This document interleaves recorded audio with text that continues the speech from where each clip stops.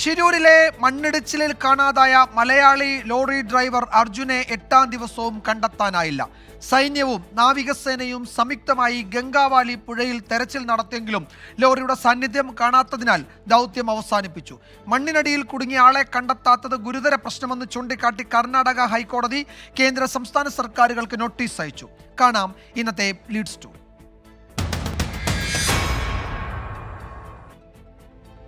ഗംഗാവാലിപ്പുഴയുടെ തീരത്ത് നിന്ന് 40 മീറ്റർ അകലെ ലോഹ സാന്നിധ്യം കണ്ടെത്തിയതായിരുന്നു ഇന്നത്തെ ആശ്വാസം.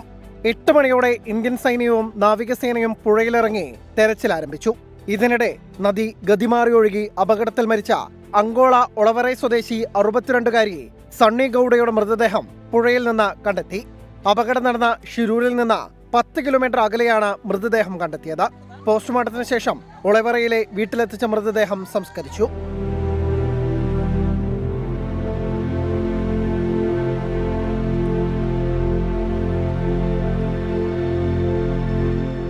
മലയാളി രക്ഷാപ്രവർത്തകൻ രഞ്ജിത്ത് ഇസ്രായേലിനും സംഘത്തിനും ഇന്നും പോലീസ് വിലക്കേർപ്പെടുത്തി.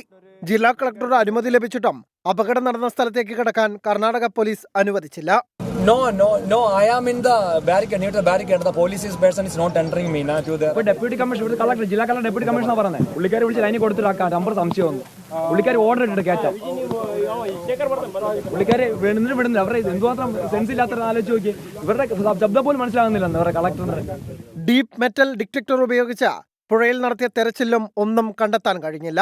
നദിയിൽ വെച്ച വാതക ടാങ്കർ പൊട്ടിത്തെറിച്ചതാണ് മറുകരയായ ഒളവറയിലെ ദുരന്തത്തിന് കാരണമെന്ന് പ്രദേശവാസി.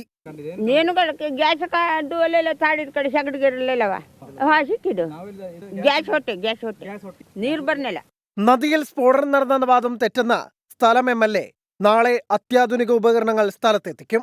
And from Port Goa or from Port Mangalore, it is not feasible to bring now in this weather. Weather is rough.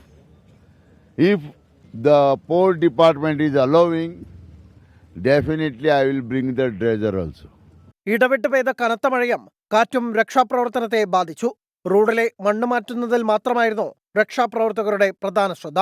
ഇതിനിടെ ഷിരൂരിലെ മണ്ണിടിച്ചിലിൽ കാണാതായ മലയാളി ലോറി ഡ്രൈവർ അർജുനെ കണ്ടെത്താൻ കഴിയാത്തത് ഗുരുതര വിഷയമെന്ന് കർണാടക ഹൈക്കോടതി വിമർശിച്ചു.